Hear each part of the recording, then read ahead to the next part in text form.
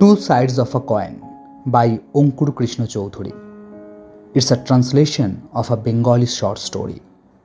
Stepping off the bus, Obro took a quick look around. No, nothing had changed. Everything remained exactly as it was. And why would it change? How long had Obro actually been away? Barely 5 months? In 5 months, a person's heart can change, but not a city. Yes, Ritu's heart had changed. Or rather, it would be more accurate to say it had returned to how it used to be. Another bus sped past with a loud whoosh.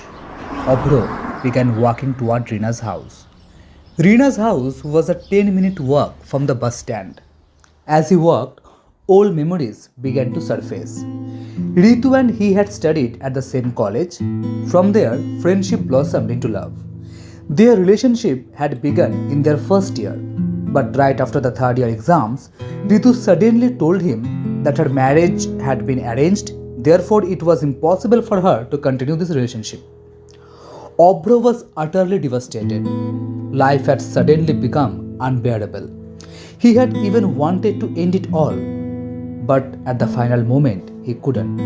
The faces of his mother and father flashed before his eyes. Ultimately, he decided he wouldn't stay here anymore. He would move to their ancestral home in North Bengal. His parents didn't object. They had moved here for his father's job, which had ended a few months prior. Moreover, they had found out about the situation between Obro and Ritu, so they felt Obro's decision was justified. Standing outside Rina's house, Obro rang the calling bell. Within a minute, the door opened. It was Rina. And who else would it be? She had no one else. Her mother had passed away when she was a child, and a year ago, her father had passed too. Seeing Obro, Rina leapt up in joy. I have been waiting for you for so long. Come in, come inside. Obro entered. The room was filled with the aroma of garam masala. Obro asked, What are you cooking? Rina replied, Your favorite, meat. Obro smiled, a bit surprised. Rina knew so much about him. Yet during college, he had neglected Rina so often. So where is Ritu? Hasn't she arrived yet? Patience, friend, patience. The union will happen at the right time. You go and have a bath first. Standing under the shower, Obro felt a great sense of relief. The stream of cold water washed away the exhaustion from his body. Obro thought to himself that Rina truly loved him. Since college, Rina had been mad about him, but Obro had always avoided her. But one day, she did something so extreme that Obro couldn't stay silent. He had insulted Rina in front of the entire class. Rina had spread a rumor in class that Obro had established a physical relationship with her. Rina's motive behind this lie was to drive Ritu away from Obro. Although Rina eventually confessed the truth under Obro's pressure, she became an eyesore to him from that day forward. And today, that very Rina was going to reunite him with Ritu. After moving to North Bengal, Obro had severed ties with all his friends. He had even disconnected himself from social media. 5 months passed by in the blink of an eye. But he hadn't been able to forget Ritu for even a single day. Suddenly one night, Rina called him. At first, he didn't pick up. Rina called several more times, but Obro didn't answer. A little while later, a message arrived on his phone. Rina had messaged, Ritu is with me right now. Ritu wants to come back to you. Give me a call. Reading the message, Obro was stunned for a moment. Then, forgetting all old animosities, he called Rina. Ritu was the one who answered. Hearing Ritu's voice after 5 long months, all the sadness, pain, and grief of those days poured out of his eyes as tears. That day, the essence of what Ritu told Obro was this. She had married under family pressure. Initially, she too thought she would forget Obro and build a life with her new husband. But she simply couldn't forget Obro.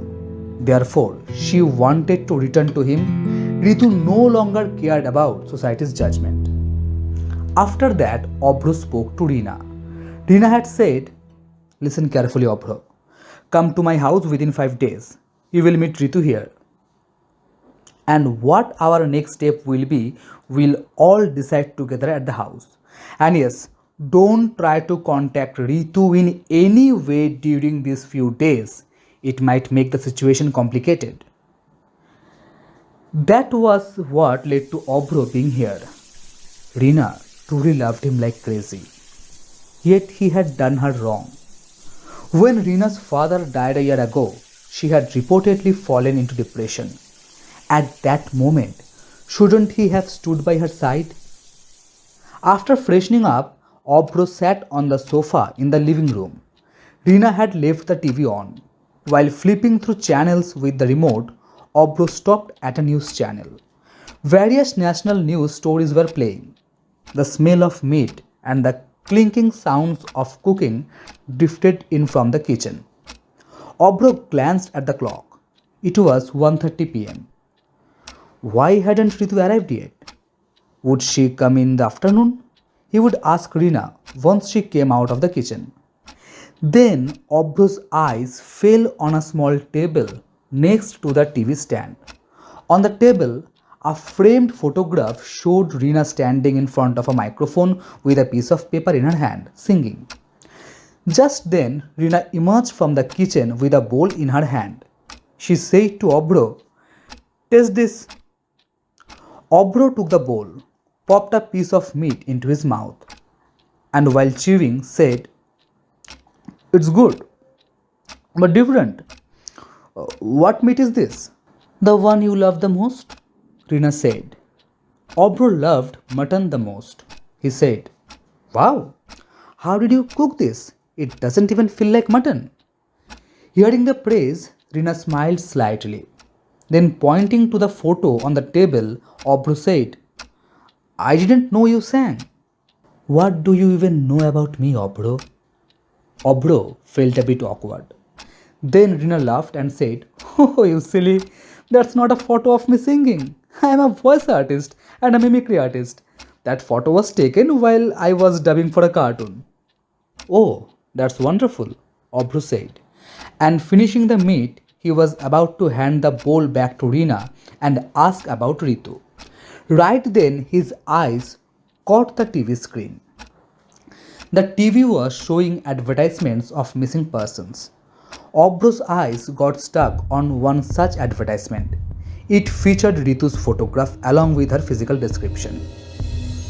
Obro looked at Reena, dumbfounded.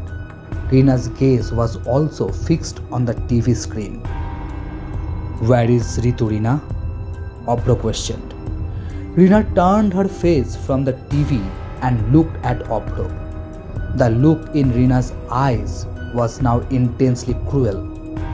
Seeing that look, Obro's heart skipped a beat. Obro screamed, "Tell me where Ritu is, or else I'll..." Obro couldn't finish his sentence. Before he could, Reena burst into a peal of demonic laughter. She said,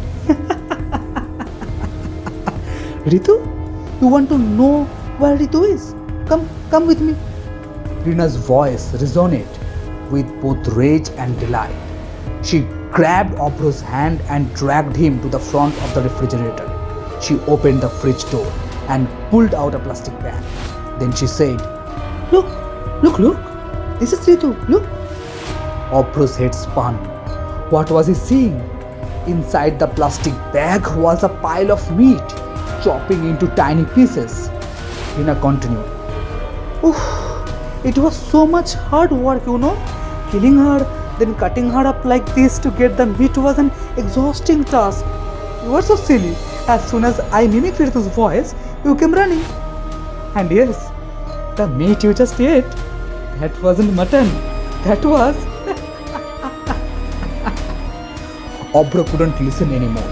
He felt nauseous, as if he was going to vomit. He ran out of the house. Rina followed close behind him. Obro was running for his life. He heard Rina shouting from behind. I have taught her a proper lesson, Obro. She betrayed you. She didn't like you. I love you, Obro. Even today, I love you like crazy. Obro kept running. His entire body was becoming numb. Yet he ran. Obro would not stop until he reached the police station.